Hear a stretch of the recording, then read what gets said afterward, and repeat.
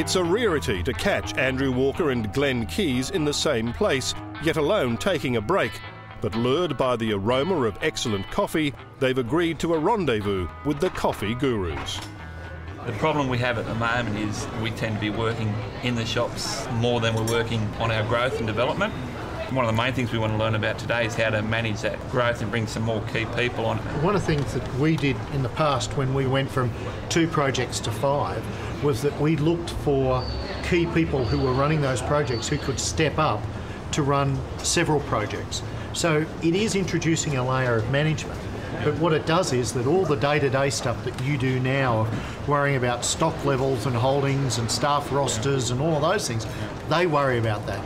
We found that we grew internally and we got our people who stepped up from, in using your examples, of working just on the counter to being a manager to then managing several stores for you. And going on from that, how do you get the best team together? Well, it's interesting, but by actually giving a career path, so showing that you can go from the counter to a manager to a series of managers, you know, managing a series of sites, and people are going to sit back and go, wow, and then maybe sell off a franchise to someone who's been an area manager. People are going to sit back and go, yep, it's a tight job market here in Canberra, but that's actually got a career path. What we find in Canberra here, I don't know whether you guys are the same, the low unemployment rate, we find it so hard. It is a tight labour market countrywide, especially here in Canberra. We have troubles, especially recruiting key people like accounting people, for example.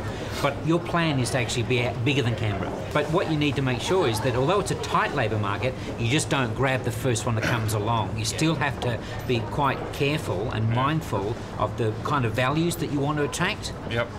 That's congruent with your brand values, with your personal values. And if you can do that and be a little bit more disciplined, then you'll find over time you'll actually be building something solid.